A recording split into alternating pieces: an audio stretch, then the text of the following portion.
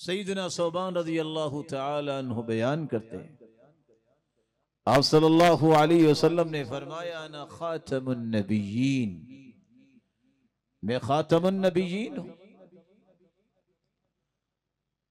वला तज़ालु ताइफतुम मिन उम्मती ज़ाहिरीन अलल हक़ ला यदुर्रुहुम मन खालफहुम हत्ता यअती अम्रुल्लाह।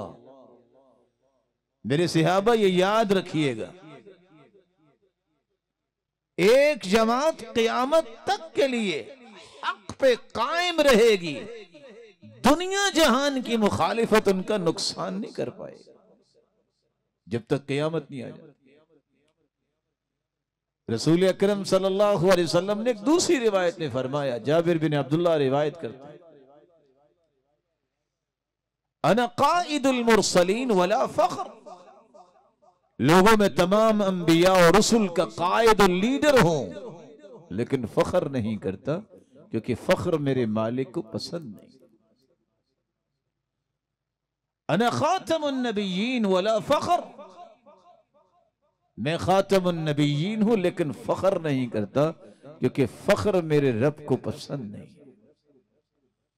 अना अव्वल शाफिइन व अव्वल मुशफ़्फ़ा, मैं ही क़यामत के दिन सबसे पहले सिफारिश करूंगा और मेरी ही सिफारिश को कबूल किया जाएगा, और इस पर भी मैं फख्र नहीं करता क्योंकि फख्र मेरे रब को पसंद नहीं, मेरे पालने वाले को पसंद नहीं। आप सल्लल्लाहु अलैहि वसल्लम ने तीसरी रिवायत में भी फरमाया,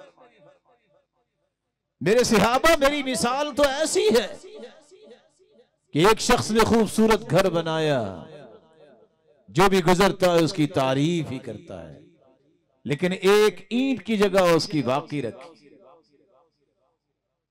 वो अनल लबीना, मैं हूं वो ईंट, फजिअतु फखतमतुल अंबिया, जिस तरह वो एक ईंट लगने से वो घर मुकम्मल हो जाता है, इस तरह मैं ही वो आखिरी ईंट हूं जिसने आके अंबिया के इस खूबसूरत सिलसिले को मुकम्मल कर दिया। रसूल अकरम सल्लल्लाहु अलैहि वसल्लम ने चौथी रिवायत में फरमाया, कानत बनु इसराइल तसूसुहुमुल अंबिया, बनी इसराइल में अंबिया अलैहिमुस्सलातु वस्सलाम आते और उनके लिए सियासत किया करते। कुल्लमा हलक नबिय्युन खलफहु नबिय्युन इल्ला अन्नहु ला नबिय्य बअदी, जब भी कोई पैगंबर अल्लाह के पास चला जाता, फौत हो जाता, तो अल्लाह एक और पैगंबर भेज देते जो बनी इसराइल के लिए सियासत करते। और सियासत का मतलब है हुस्न इंतजाम, हुस्न तदबीर, मॉनिटरिंग करना, चेक एंड बैलेंस जो है कौम के रुझानात का, उनके अफकार का, उनके अक़वाल व अमाल और तामुल का, यह अंबिया की जिम्मेदारी हुआ करती। इससे मुराद आजकल की सियासत नहीं है। आजकल की सियासत है गालियां देना, लेग पुलिंग करना और इत्तिहामात और इल्जामात की बौछार करना, ये इस्लामी सियासत नहीं। सही बुखारी की रिवायत जो मैंने पेश की है उसका मतलब है हुस्न इंतजाम और हुस्न तदबीर।